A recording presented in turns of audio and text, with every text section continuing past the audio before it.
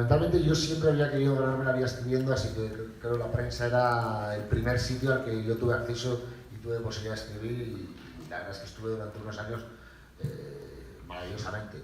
Yo creo que la prensa tiene un límite y el límite es la realidad, ¿no? Hablábamos antes de que se cuentan historias de personajes, en ambas series se cuentan historias con un ritmo, tienen cosas muy parecidas, pero lo que tiene la ficción es que no tiene límites y que realmente existe un poder expansivo brutal y poder hacer unos personajes muy singulares, ¿no? Entonces intenté entrar en ficción, cosa que no es fácil porque necesitas haber tenido experiencia y si no la tienes no puedes entrar. Así que, bueno, fue muy complicado. Estuve escribiendo de Negro, que es un tío que escribe para otro y que su nombre no aparece. Y finalmente conseguí hacer una prueba para ficción y entré. Entonces, bueno, fueron pues, muy complicados. Creo que tardé como 18 meses en poder entrar. ¿Y no tenías una formación, digamos, formal en escritura de guión? Bueno, yo tenía una formación como licenciado en periodismo, con máster en periodismo, pero también me había formado con posgrados de dirección y de guión, o sea que en realidad yo iba formándome poco a poco a medida que me iban gustando las cosas. Lo iba haciendo a medida que trabajaba, seguía formando. Okay.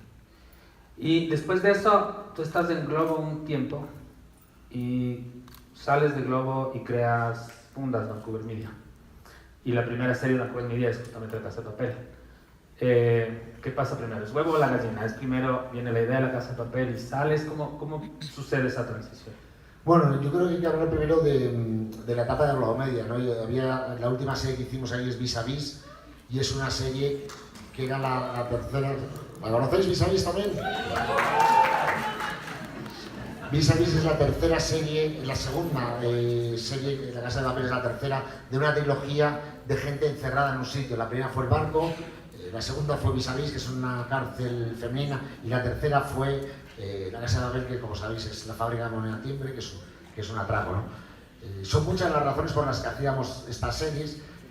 Una de ellas es económica, porque trabajar en un sitio con un decorado es más barato, pero fundamentalmente porque en un sitio encerrado la dimensión de las pasiones es mucho más grande y todo puede ocurrir en un tiempo menor. Nos dimos cuenta que cualquier cosa estando encerrados es mucho mayor. Si necesitas que te quiten la muela es mucho mejor, si necesitas cualquier tipo de medicina o cualquier cosa, todo pasa mejor. Entonces, bueno, después de hacer Vis a Vis es la última serie que yo había decidido hacer en Globomedia, porque llevaba 20 años ahí y era el momento en que la ficción contemporánea en España se había dado la vuelta, ¿no? En el sentido de que se hacían series hasta ese momento con una factura visual bueno, de televisión, con cámaras, y de pronto empezamos a meter a cineastas a hacer televisión, y Vis a Vis es la primera que hacemos de esa manera.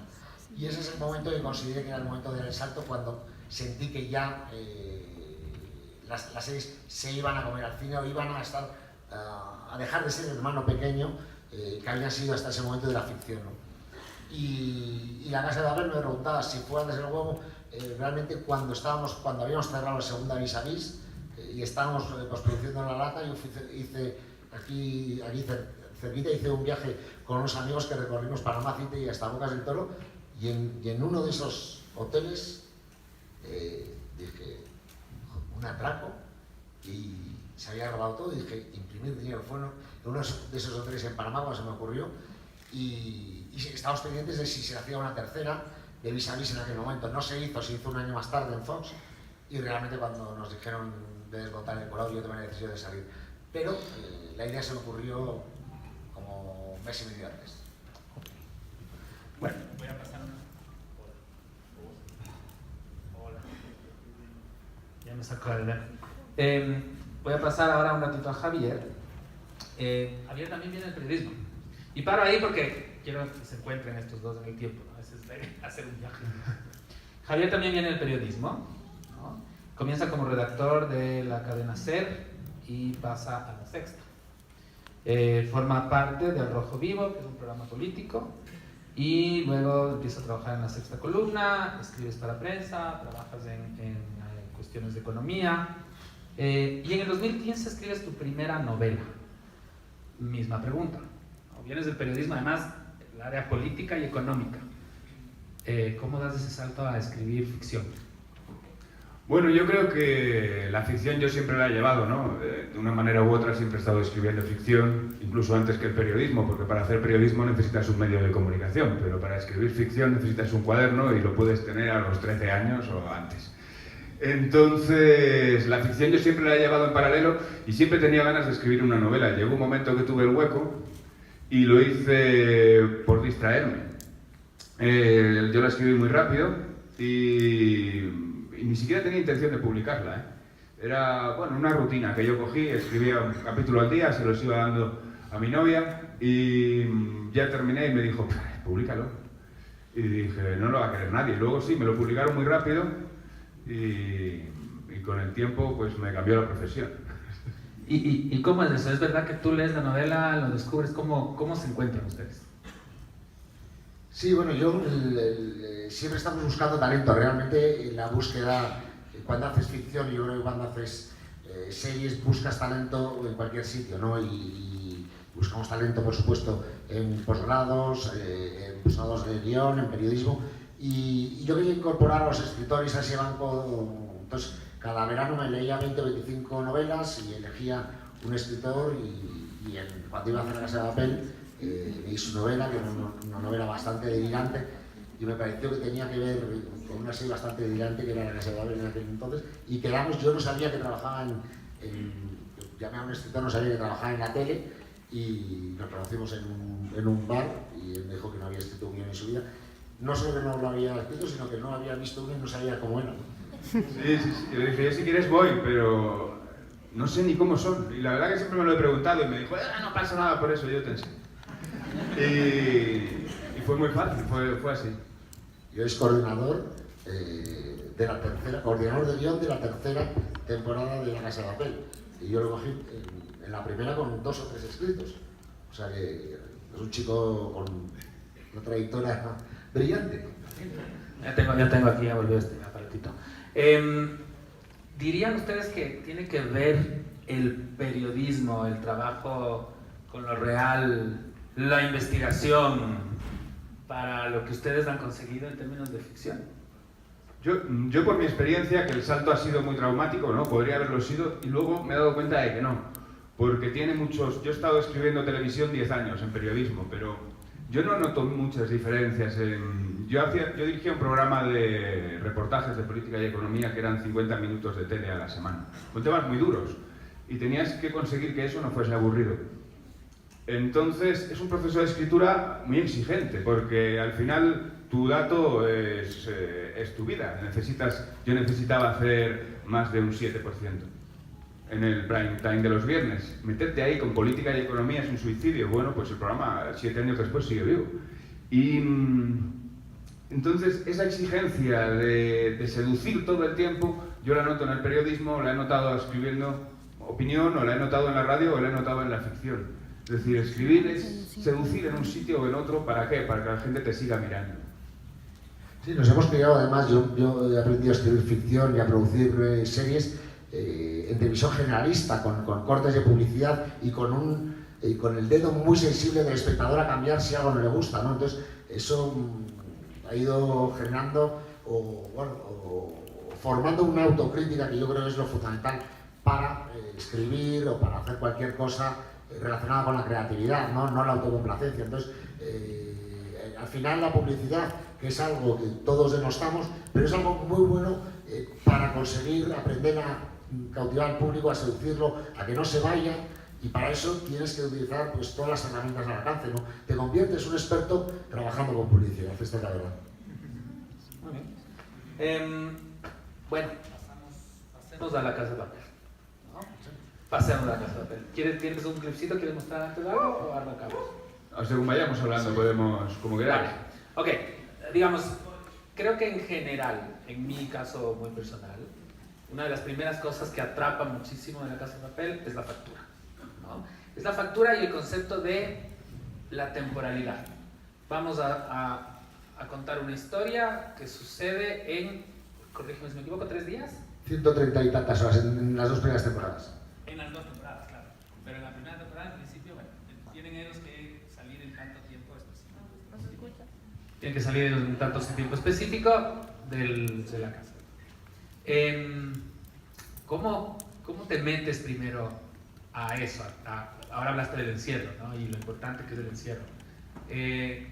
¿Tú te pones esas condiciones y trabajas alrededor de ello, los personajes de la historia? ¿O es algo que va apareciendo conforme vas desarrollando la historia? Bueno, son muchas cosas, ¿no? Yo cuando creamos La Casa de Papel llevaba, yo creo, más de 500 capítulos hechos de series en las que ya había mezclado muchísimos géneros y había tocado desde el fantástico hasta la comedia, pasando por series profesionales. Así que tenía muchas cosas aprendidas en el camino, ¿no? Y cuando llegamos a La Casa de Papel había varias cosas que creo que hacen identidad de la casa. Una de ellas es el flujo de tiempo, es un flujo continuo, donde termina un capítulo, empieza el siguiente, ¿no? Y eso consigue que el espectador tenga una sensación instantánea de vivir en términos de tiempo real prácticamente lo que está ocurriendo, ¿no? Entonces, bueno, y es muy adictivo, ¿no? Pero además te permite otra cosa, que es que tú no estás en la macrotrama, sino que estás en el paso siguiente. Entonces, esa sensación de otra pantalla, hace que sean adictivos y que además haya un problema constante de resolver. Y eso en un espacio-tiempo muy determinado con una presión brutal exterior, ¿no? Entonces, eso unido, hay muchas señas de identidad de La Casa de Papel, pero eso unido al juego de tiempos, pasado, presente, que cambiamos sin solución de continuidad, personajes, etcétera, bueno, son cosas que habíamos ido descubriendo, haciendo otras series, Vis a Vis, El Barco, y que de alguna manera perfeccionamos en La Casa de Papel. Sí, yo creo que en esto de lo que estáis diciendo, ¿no? Del espacio, que aprieta el espacio, se aprieta el tiempo y suceden muchísimas cosas. Igual podemos ver, hay un momento que los propios personajes lo dicen, igual hay además cierto salto de credibilidad en ello, ¿no? En muy poco tiempo Mónica y Denver, por ejemplo, se enamoran y pasan muy deprisa, ¿no? Y ellos lo dicen, ¿qué carajo importa el tiempo aquí dentro? Si queréis, pensaba poner esto. Vamos a poner un clipcito, si bajamos la luz, por favor. Sí, bueno, esto es justo lo que estábamos hablando, ¿no? Esa compresión de tiempos que en esa secuencia, además yo creo que nosotros también lo hablábamos y durante el trameo de esta secuencia incluso hablamos de eso, ¿no? Pues están pasando muchas cosas en muy poco tiempo, pues que lo diga, qué carajo importa el tiempo aquí dentro. Y ahora, aprovechando esto, el tema del romance, ya voy a ir a los personajes porque me interesa un montón el de dónde vienen los nombres y cómo se decide eso, pero hablamos del romance, ¿no? Hay una trama muy concreta en el romance entre la policía y el líder de la operación. Y yo les decía hace un rato, ¿no? Para mí, de los elementos de la narrativa más adictivos fue justamente el saber cómo carajo... Yo no estaba preocupado de ellos, estaba preocupado de ustedes. ¿Cómo van a resolver los guionistas lo que están planteando aquí? ¿No? ¿Cómo funciona eso? Bueno, hay varias cosas que, para responder a esto, ¿no? La Casa de Papel es un cómic, de alguna manera es un cómic, y hay una cosa que no he dicho antes, pero es una mezcla de géneros. Y siempre intentamos mezclar varios géneros, ¿no? Hasta ahora, ahora respondo a lo que me has preguntado. Pero hasta ahora se pensaba, hay una cosa que creo que es muy importante en La Casa de Papel, hasta ahora se pensaba que la acción iba por un lado y que la acción se suponía que era un poco superficial, y de pronto encontramos que La Casa de Papel era acción y era un trabajo perfecto, pero a la cual metimos una base emocional muy sólida y de afectividad, ¿no? Y por eso funciona también, no es un atraco perfecto al uso, sino que es algo más, ¿no? Y por lo tanto teníamos que hacer unas historias de amor, y ahora voy a lo que me preguntabas. Y cuando nos preguntamos hacer una historia de amor, dijimos, ¿cuál es la historia de amor más imposible aquí? Y dijimos, la del cerebro con la negociadora, ¿no? Y vamos a hacer esta. Y como siempre nos metemos en el charco más complicado, porque realmente todo lo has visto en televisión, todo lo has visto en ficción, el espectador es un experto que ve 8, 10, 12 horas de televisión a la semana y ya se sabe todo, con lo cual tienes que romper la hoja de ruta, ¿no? Y una buena forma de presentar nuestras credenciales era hacer una historia de amor con los dos personajes más antagonistas posibles, ¿no? y realmente nos metimos en muchos problemas, pero luego funcionó muy bien. Lo que te pasó a ti, le pasó a muchísima gente en todo el mundo. Es una de las parejas más increíbles. Tenemos cartas que nos mandan de Brasil, porque además ella se ha convertido en un icono en Brasil, precisamente porque es un país con mucho feminicidio, y ella representaba ese tipo de mujeres maltratadas. Entonces, mujeres de todo el mundo, y fuimos haciendo una cosa que era muy complicada, que esta historia de amor se desarrollara en un entorno de atraco perfecto y de acción, en un thriller, pero además que tuviera el género dentro de su longitud de onda, fuera comedia romántica. Para ilustrarlo tenemos un vídeo que yo creo que es muy interesante de ver, que es cómo se mezclan los dos géneros. Vamos a ver ahora un vídeo en que mezclamos acción, un momento de thriller que tiene casi puntos de terror, porque tenemos a alguien al que balancea en un coche, ¿vale? Con un psicópata en no sé cómo se llaman aquí, un desguace de coches, y en ese momento recibe la noticia, la llamada de Raquel Murillo, que es la inspectora al mando, que como sabéis ella no sabía quién era el profesor. Si queréis lo vemos y lo comentamos ahora. Más sobre la dinámica de la escritura, pero ¿cómo nace? Bien esotérico lo voy a preguntar, ¿ah? O sea, ¿cómo se les ocurre o a quién se le ocurre? ¿Cómo funciona la escritura de una escena así? Yo no sé si Alex se acuerda, pero ese día sucedió algo muy gracioso que además habla de cómo es una producción. Esto es capítulo 5. Entonces nos convocan en España, en Corte Internacional, sí, será un poco más tarde. Nos convocan a la zona donde está la gente de producción, porque en los 4 primeros había sucedido algo grave, que es que nos habíamos pulido el dinero. Entonces... ¿Es un clásico? Sí, dice la directora de producción, muy preocupada, durante 1 hora está explicándonos a los guionistas la extrema gravedad de la situación y diciéndonos que metamos todo en decorados. Cuando hay que ahorrar, la frase es secuencias interiores donde 2 personas hablan. Esto es lo que hay que hacer. Sí, 1 hora diciéndonos esto hasta que lo comprendimos, lo sentimos como un problema propio y decidimos asumir la responsabilidad. Bueno, pues después de decir que sí, 2 horas después estaba Alex Pina en esa misma sala diciendo: y llega un desguace y un coche le coge una pinza y no sé qué. Eso nos duró el trauma, sí sucedió, ¿verdad?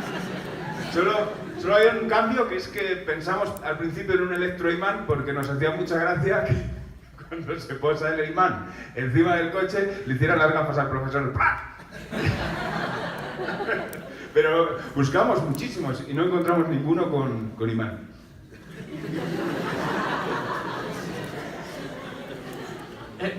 Yendo un poquito allá, y otra vez antes de entrar a los personajes. ¿Cómo funciona, digamos, en el mundo del cine? El guionista sabe, aunque le duele, pero sabe que escribe el guión, le entrega dirección, el director lo va a reescribir probablemente en el set, los actores cambian el texto, etcétera, etcétera, ¿no? ¿Cómo funciona en una serie como estas? ¿Qué tan fiel es lo que está en pantalla versus lo que ustedes escriben en el cuarto guión? Bueno, siempre hay cambios, porque muchas veces ajustas el texto base a como tú lo imaginas, pero luego viene un actor y lo modifica, lo hacen más coloquial. En general, creo que hay muy pocos cambios esenciales desde la escritura al máster de postproducido, ¿no? Ya en algunos momentos se les ocurre algo a los actores, lo hacen y a veces está muy bien, y de hecho sigue ocurriendo. Ahora, hace poco veía una secuencia que la última cola de la secuencia la había hecho un actor y sigue ocurriendo, pero en esencia la serie es la misma y ahora mismo han cambiado unas cosas, ¿no? A diferencia del cine y la televisión, la ficción seriada de televisión tiene al jefe, al productor ejecutivo, que es un showrunner, que es un escritor, ¿no? A diferencia del cine, en que el director es el rey y el que controla todo el proceso creativo, ¿no? Y eso tiene una razón de ser muy simple, y es que el guionista tiene una percepción o una perspectiva de toda la obra globalmente, mientras que un director está metido, imbuido en su capítulo, que al final es una sepultura, y difícilmente va a poder observar más allá de su propio capítulo, que probablemente lo tenga aplastado y abrumado, ¿no? Esta es la realidad. Hacer un capítulo de ficción de estos cada día es más complicado, ¿no? Por muchas cosas, por UFX, porque mueven muchísimas decisiones creativas un director, ¿no? Así que la realidad es que son los escritores los que tomamos el control y que tomamos las decisiones creativas. Un productor ejecutivo es un señor que cuando entra por la puerta le hacen cientos de preguntas al día y que te responde a cuestiones tan dispares como de música, de qué temas tenemos, de qué ropa o fundamentalmente de qué vamos a vivir narrativamente o qué decisiones tomamos, ¿no? Pero es quien tiene, digamos, el control, el ADN de la serie, y eso es fundamental en una serie que hace tanta gente, porque tienes que mantener el tono, el ADN y la línea para que un capítulo 5, 3 o 8 veas que es algo parecido o que forman parte de la misma obra. Y no me acuerdo cuál era la pregunta. Ok, vamos a los personajes. Hace un rato mencionaste algo que me parece muy importante y hablaste de generar relaciones que de alguna manera sean afectivas y con las que uno se conecta, ¿no? Y justamente, digamos, por más que hay mucha acción, la conexión emocional con cada personaje, me imagino que cada uno se conecta con quien más se acerca a uno, con a quien más le llama la atención, existe, queramos o no, ¿no? Y además tú tienes, yo siempre hablo de los personajes tridimensionales, ¿no? Ustedes tienen unos personajes que se sienten con un pasado, que provienen de un lugar y que eso les da una carga emocional en lo que está sucediendo en la historia concretamente. Empecemos con el tema de los nombres, ¿no? Este tema de los apodos, digamos, toda la planificación que hacen ellos, ¿no? Que hace el profesor. Cuéntanos un poquito cómo viene eso, cómo van definiendo el hecho de qué va a ser cada personaje. ¿Tienen una función dentro de la trama específica para mover la historia donde tú quieres? Cuéntanos más detalles sobre el rol de cada uno. Bueno, empiezo yo, si te parece. Realmente los personajes siempre tienen una función, ¿no? Evidentemente, más en una serie de atracos perfectos, con un género en donde uno es el especialista informático hacker, donde siempre hay un cerebro, donde hay una pistolera, que en este caso es Tokio, ejecutora, o bueno, no sé cómo decir, la jefe de producto que es Nairobi. En fin, esas funciones siempre están, ¿no? Nosotros teníamos otra parte más emocional y que tenía que ver con el pasado y con el proceso que iban a sufrir afectivamente, ¿no? De la parte de los nombres, la verdad es que uno de los grandes referentes es Tarantino, es Quentin Tarantino, y entre todas las cosas que tenía que pensar el profesor, que eran muchas, y que además llevaba muchos años pensando y diseñando el plan, y que mete como si fueran estudiantes 5 meses a un lugar aislado a darles todas las instrucciones posibles y todas las respuestas posibles ante cualquier eventualidad, pues realmente una de las cosas que teníamos no podía conocerse y por lo tanto tenían que tener un nombre. No pensamos mucho en los nombres. Como sabéis, el 3 2, que es la primera película, la ópera prima de Quentin Tarantino, se llaman El Señor Marrón, El Señor Rosa, no sé si la habéis visto, es maravillosa. Así que los colores no podíamos hacerlo porque el plagio era bastante obvio. Y no es fácil, ¿no? Le dimos muchas vueltas a planetas, a tal, y un día alguien apareció en la redacción donde estamos los escritores y traía una camiseta de Tokio y ahí empezó todo. No sé si estabas ese día tú. No, yo todavía no había nacido. Para la serie. Sí, yo esto que estábamos hablando, que es mucho más importante el aspecto emocional en el personaje que la funcionalidad. Al final la funcionalidad de que uno haga los billetes importa mucho menos que este padre y este hijo qué conflicto tienen, ¿no? Denver y Moscú le daban a la serie una dimensión que estaba mucho más allá de que uno fuera un bandarra y el otro el padre que también salía de la cárcel. Eso, pasado en los primeros 20 minutos de la serie, todas esas referencias, lo que te importa es cómo empiezan a friccionar todas esas relaciones que se establecen allí dentro. Y yo creo que ahí es donde pasamos más tiempo, además. Sí, o sea, todos los personajes de la serie intentamos que tengan dos caras, ¿no? Lo fundamental de la serie, o una de las cuestiones fundamentales, es que queríamos cambiar la hoja de ruta al espectador, ¿no? Cuando se sienta a ver una serie o una película, dice, este va a ir por aquí, este es el bueno, este es el malo, y cree que lo sabe todo, ¿no?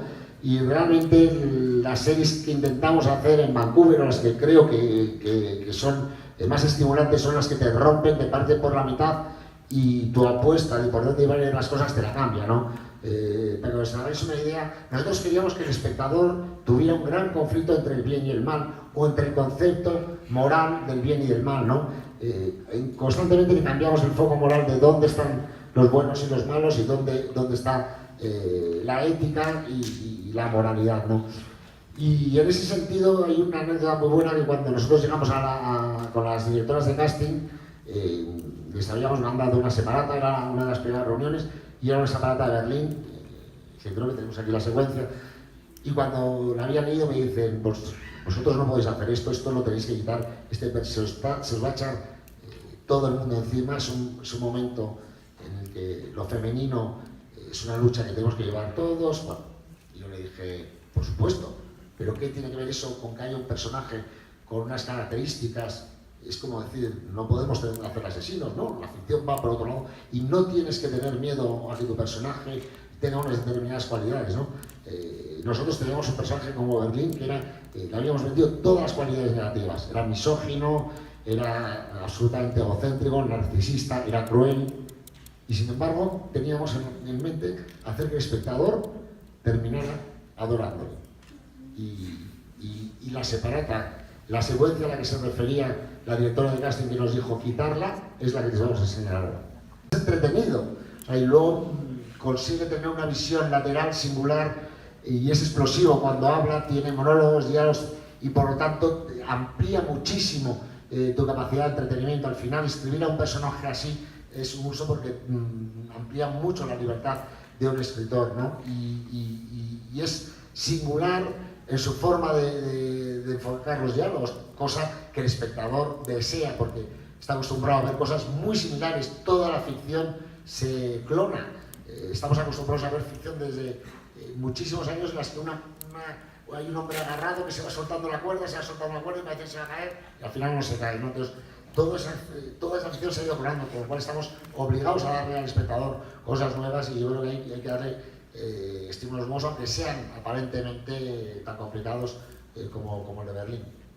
Sí, esta secuencia generó muchísimo debate. Cuando yo llegué a la serie, además, justo se estaba debatiendo esto y hubo verdadera oposición dentro del grupo de casting y te generan dudas muchas veces como escritor, ¿no? Si lo tienes que dejar o no. Y yo creo que respecto a esto de diferenciarse, hay una regla fundamental que nosotros aplicamos todos los días, pero que tenemos que recordarnos a nosotros mismos todos los días. Y si estáis metidos en este negocio, es un truco muy sencillo y es, si lo has visto, no lo pongas. Ya está. ¿Qué tienes que hacer? Si lo has visto, ya no. Porque el espectador ha visto más que tú. Porque tú te dedicas a esto y en tu ocio quieres hacer otras cosas. Pero probablemente él en su ocio vea más ficción que tú. Ahora, ¿cómo peleas? Hola. ¿Cómo peleas con esta idea justamente de la ética, la moral, el mundo en el que vivimos, del feminismo, una cosa así? Porque además tienes otros personajes, el gerente del banco, ¿no? Que también resulta ser perdón, mi francés, mi hijo de madre, que igual están yendo en contra de eso. Entonces, digamos, se entiende el tema de haz algo distinto, pero ¿cómo ganas la pelea de este es un personaje necesario? Bueno, porque al final él tiene sus valores, que en este caso tiene los valores, él cree en la jerarquía, cree cuando lo vemos con su hermano, cree en la fraternidad, cree en muchas cosas, en otras no. Pero además es un personaje que tiene una cosa que es fundamental, tiene templanza. Cuando está, no sé si recordáis el capítulo 1 y quedan 30 segundos, todo el mundo ha visto series de atragos y sabe que en ese momento hay una tensión tremenda y todos los personajes están desquiciados. Él no. Entonces conseguíamos que el personaje se mantuviera justo en el ADN contrario al que el espectador espera de un personaje en una situación así, ¿no? Entonces esa templanza le va ganando al espectador, la templanza, y por supuesto le divierte. Los villanos divierten mucho, no nos engañemos. Nosotros cuando hicimos unas encuestas y cuando Netflix ha hecho unas encuestas acerca de los personajes queridos, Berlín siempre está entre los más altos. Y cuando hicimos Vis a Vis, Zulema era la número 1 y era un personaje maquiavélico, pero muy querida. O sea que tenemos que tener en cuenta que los personajes villanos divierten mucho al espectador, ¿no? Y luego lo de conciliar la ambigüedad moral es que realmente hemos tenido mucha ficción de personajes que eran blancos porque se pensaba que si traspasábamos la línea de unos ciertos parámetros morales, el espectador nos iba a decir adiós, ¿no? Luego vinieron las plataformas, luego vino HBO, luego vinieron muchas televisiones a decirnos que no es así, sino que es más divertido, ¿no? Es lo que hablamos antes. Cuando ese espectador colgado, ese personaje colgado de una cuerda, parece que se va a matar, cuando hacíamos televisión generalista o cuando se hacía televisión hace muchos años, el espectador tenía como un ángel de la guarda que decía, tranquilo, no lo va a matar. Pero luego llegaron las plataformas y lo mataron. Y entonces el espectador dijo, esto es mucho más interesante, porque es mucho más estimulante, porque ya no sé lo que va a ocurrir y estoy mucho más alerta con la televisión, ¿no? Y yo creo que todo lo que estamos haciendo ahora va a romper cualquier espacio que el espectador intente modelar en su cabeza, ¿no? Eso es lo que hacemos con la casa y con otras muchas cosas, romperle o intentar romperle, porque hacer girar a los personajes no siempre es tan fácil, ¿vale? Entonces, bueno, la moralidad es uno de esos puntos fundamentales a la hora de hacer esto. Sí, yo creo que hay un ejemplo muy gráfico en la casa, que es que el dinero sale en un camión de una marca de cerveza. Hace 20 años ninguna marca hubiese querido posicionarse con unos atracadores así, y sin embargo para Estrella de Galicia ha sido el mejor placement imaginable. Es que está en cada escena también, ¿no? Está mucho, pero está con unos tipos que están robando. Y también hay que tener valentía para eso. Esto antes no se podía hacer, ¿no? Yo cuando hablaba con cuando hacía otra serie, Los Serrano, series más comerciales que llegaron a 8 millones de personas, que es muchísimo en España, los comerciantes nunca querían que el malo o que el villano o que el defectuoso, por llamarlo algo así moralmente, cogiera nada, ¿no? Ese no te decían, ¿no? Y entonces yo intentaba decirles que había películas en Estados Unidos en donde el asesino bebía Coca-Cola, y decían, bueno, allí harán lo que quieran, pero no con Colacao, ¿no? Y Estrella Galicia vino y nos dejó los barriles, intentamos no hacerlo, pero no encontramos los barriles y el camión, y finalmente lo hizo Estrella Galicia y ha sido fundamental, pero ya no existe esa sensación de quiero estar con los buenos. ¿Cómo llegan a Netflix? Porque la primera temporada se produce para A3 Media, ¿no? Y se proyecta allá y luego Netflix la compra. Y ahora básicamente tienes un contrato de exclusividad con Netflix. Sí. Bueno, yo creo que ni Netflix, ni nosotros, ni nadie sabía lo que iba a pasar con La Casa de Papel. Esta realidad es así, ¿no? Nosotros hicimos una serie cerrada para un canal español, que era Antena 3. Hablábamos antes de cómo si modificamos o no modificamos el final de la segunda temporada. Realmente no lo modificamos, se emitió así y era un final cerrado, ¿no? A diferencia de Vis a Vis, yo me había ido en la segunda de Vis a Vis, había hecho 2, porque Vis a Vis realmente se cerró en aquel momento. Los abiertos han hecho 3 y 4, luego medio abierto, pero nosotros ni Antena 3 ni yo estábamos en Vis a Vis, así que se cerró. Y en aquel momento sí que pensamos en un final abierto que además tenía un componente más amargo. Yo creo que Vis a Vis fue una serie muy dura en muchos aspectos y sordida, y queríamos que La Casa fuera una serie lúdica, porque veníamos de estar muy tocados escribiendo aquella serie, ¿no? Y queríamos un final que la gente en su casa fuera catártico y dijera, bien, ¿no? Lo ha conseguido. Y hicimos ese final, ¿no? ¿Qué es lo que pasó? Que, bueno, Netflix compró la serie y la vio, Netflix vino a España y yo le di un pen con el capítulo 1. 3 o 4 días antes de que se emitiera el primer capítulo en España, y nos llamaron, se emitió un martes, creo que nos llamaron el domingo, y el lunes lo cerramos, fue muy rápido todo. Y cuando lanzaron la serie en Netflix tampoco hicieron ninguna campaña mundial, con lo cual ellos se dieron cuenta de lo que estaba ocurriendo, la lanzaron creo el 19 de diciembre, y yo creo que en febrero ya se dieron cuenta que estaba ocurriendo algo absolutamente exponencial por cómo estaban viendo cómo funcionaban sus algoritmos, ¿no? Entonces a partir de ahí nos llamaron para intentar abrir la tercera temporada. Nosotros ingenuos, dijimos que teníamos que encontrar una razón. Estuvimos un mes buscando una buena historia para abrir la tercera, una buena historia que fuera coherente, que fuera con el mismo ADN, que tuviera un componente emocional y que tuviera sobre todo la facultad de hacer que unos señores millonarios volvieran a las andadas y finalmente encontramos una cosa, se la comunicamos y nos pusimos manos a la obra, ¿no? Y después de aquello, cuando ya estamos trabajando y cuando le empezaron a leer cosas, firmamos un acuerdo de exclusividad. O sea que bueno, estos han sido más o menos los hechos muy esquemáticamente. Sí, digamos, es interesante porque de pronto ahora todo el mundo, Netflix está en la boca de todo el mundo quiere llegar a Netflix y la verdad es que claro, ustedes de alguna manera logran que Netflix mueva su operación en España, la operación que tiene para habla hispana que está en México, se mueve hacia España, montan oficinas allá y ahora básicamente la producción que se está haciendo para habla hispana, incluido Latinoamérica, la mayor parte va a generarse allá, obviamente en México también, pero se generará en España a partir de lo que ustedes están haciendo, ¿no? Sí, realmente México sigue, yo creo que de lo que se ha dado cuenta Netflix fundamentalmente es de que ellos tienen un mercado interno en Estados Unidos que tienen muchísimos suscriptores, entonces cada vez el crecimiento que siempre crece, porque hay que tener en cuenta que en Estados Unidos las familias tienen 3, 2, 4 plataformas, es diferente al menos de cómo era en España, aunque me estoy dando cuenta que en España está también empezando a ocurrir eso, ¿no? Es el cambio de modelo, cómo está cambiando la televisión lineal y cómo suben las plataformas, está ocurriendo en este momento y es muy interesante, ¿no?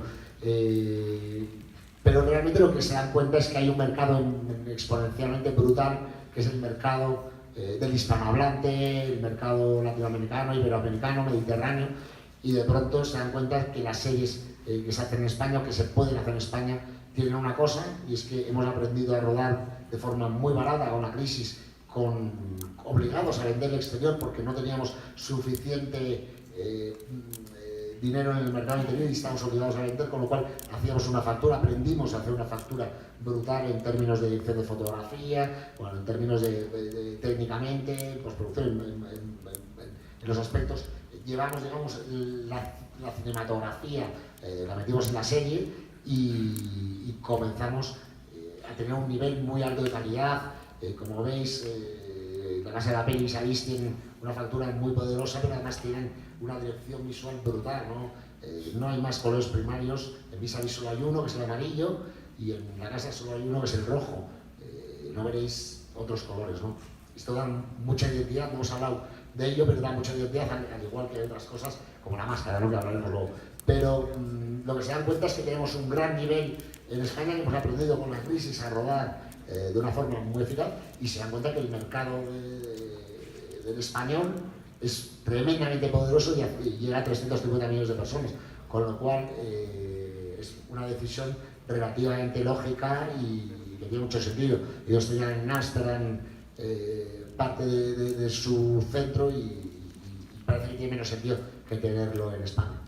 Sí, yo creo que ya que os vais a dedicar y vais a entrar en este mundo, yo creo que es un momento muy dulce para hacerlo, porque las plataformas, nosotros siempre hemos sido muchos hispanohablantes, pero nunca habíamos sido un mercado. Y eso coincide en el tiempo con otra cosa, que es que la predominancia del mundo anglosajón en la ficción, el siglo XX ha sido de ellos y no han parado de contarse. Y ha sido de ellos porque ellos sí que eran un mercado que casi se comportaba como un mercado unitario, ¿no? Sobre todo Estados Unidos, pero también el satélite de Inglaterra. Y nosotros no, nosotros éramos unos cuantos mercaditos por ahí que nunca hacíamos una gran producción. Pero eso, las plataformas han venido a suprimir las distancias, el océano Atlántico, y yo creo que ahora todo, ser español, escribir en español, pensar en español, porque no solo es el idioma, es cómo conectas emocionalmente con toda esa gente, tiene un valor que no tenía hace 5 años. Y creo que es un gran momento y os animo a que lo penséis así. Sí, pero yo creo que hay una cosa muy importante, es que por primera vez estamos haciendo frente de tú a tú al mercado anglosajón, ¿no? Nosotros se lo estamos haciendo al mercado americano, anglosajón, y se lo estamos haciendo en todo el mundo, en 191 países, ¿no? Esto era impensable hace 2 o 3 años, ¿no? Pero sin embargo, cuando miramos hacia atrás, yo llevo 20, 22 años haciendo ficción en España, España es un reducto como esa galería de Asterix, no sé si lo conocéis aquí, Asterix y Obelix, donde no pudo entrar el Imperio Romano, ¿no? España ha sido durante mucho tiempo un país en el que el prime time ha consumido casi de forma exclusiva ficción española. Solo hay 3 series que hayan sido líderes en el prime time español norteamericanas. Una es CSI, otra es Ally McBeal y otra es, se me ha olvidado, House, el Doctor House. Esas son las 3 únicas series que han liderado en el mercado español.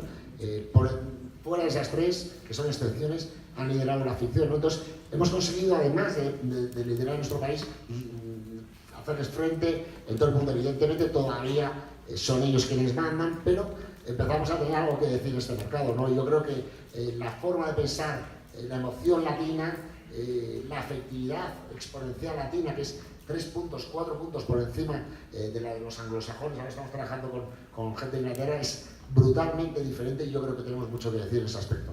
Y ustedes tienen mucho que decir.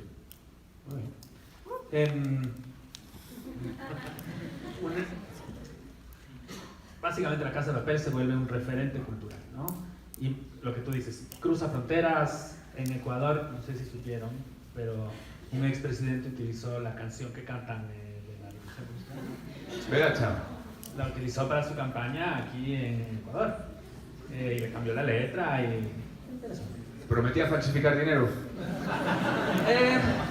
No puedo comentar. ¿Cómo? Para ti, Javier, de pronto volverte parte de este equipo y además volverte parte de un fenómeno que lo es. ¿Qué significa? ¿Qué significa ahora entrar en nuevos proyectos? ¿Sientes la presión de, bueno, ya tuvimos este que es de este éxito acá, ¿qué va a pasar con el siguiente? ¿Cómo enfrentas eso? Bueno, nosotros, esto lo puedes pensar a distancia, ¿no? Pero en el día a día, al final tú eres un tipo metido en una sala con la gente que ves todos los días, que son otros 4 guionistas, o 5, vamos, los equipos van moviéndose un poquito. Y tu día a día consiste en sacar la historia para adelante. Entonces, toda esa presión que es tan macro que no la sientes, porque tú estás muy concentrado en una cosa que es una hoja de Word. Entonces, es igual que la anterior. Y al final es escribirlo. Yo creo que tienes una sensación de gran responsabilidad, pero también trae aparejada otras cosas que son muy positivas. Es decir, que la serie se haya convertido en un fenómeno, si lo quieres leer de forma negativa, es que tienes muchísima presión para igualar el fenómeno o no defraudar. Pero eso también te da posibilidades de hacer cosas que antes eran inimaginables para ti, porque la serie ha sido un fenómeno. Entonces, bueno, tiene cosas buenas y cosas malas, y al final eres tú enfrentándote a la línea que has escrito. Sí, yo creo que así ha sido un fenómeno es difícil analizar las cosas a posteriori, más fácil, pero también es complicado, ¿no? Es verdad que los países en los que más ha funcionado, Brasil es el primer país que lo petó y en donde sentimos que el Carnaval de Río de Janeiro, y esto era 2 meses después de estrenarse, ya se disfrazaban de la Casa de Papel, ¿no?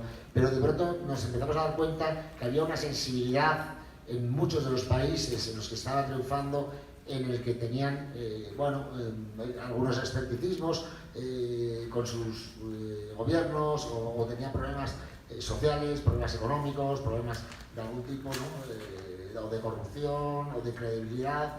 Y ahí estaba Brasil, pero también estaba Argentina, en el Mediterráneo, estaba toda la cuenca mediterránea, que como sabéis hay un gran problema de inmigración, y de pronto todos esos países, Arabia Saudí, Turquía, de pronto países que tenían graves conflictos sociales empezaron a ser los primeros que se aliaron de forma masiva con la Casa de Papel, ¿no? Y nosotros siempre decíamos, no queríamos creo que solo hay 2 referencias ideológicas en la serie, porque queríamos que fuera siempre entretenimiento, ¿no? Pero la realidad es que cuando el espectador la ve, siente que hay una revancha con los gobiernos centrales o con los bancos cuando está en una situación desesperada, ¿no? Y que estos señores impriman dinero hacía que la serie tuviera un componente catártico mucho más grande y empático de lo que probablemente un señor que roba joyas en Montecarlo lo tenga con el público al que va dirigido, ¿no? Entonces, todo este componente social, llámalo político, ideológico o de concienciación moral, está también ahí en la serie, ¿no? Y todo esto empezó a bullir, pero además estaba por encima de todo el entretenimiento, la emoción de unos personajes, el humor negro. La serie está constantemente salpicada de un humor negro. Yo creo que podríamos ver un momento creo que lo tienes ahí, de humor negro, en donde mezclamos dos géneros muy complicados de mezclar, en donde hay un drama brutal, en donde dos mujeres le recriminan a Berlín, y saltar de ahí a una comedia con otro personaje en la misma escena era algo que tuvimos que escribir durante muchas versiones para que el espectador no sintiera el salto y todo estuviera orgánicamente hecho, ¿no? Entonces, creo que el humor negro, la transgresión, está en La Casa de Papel y forma parte de su identidad y de su ADN.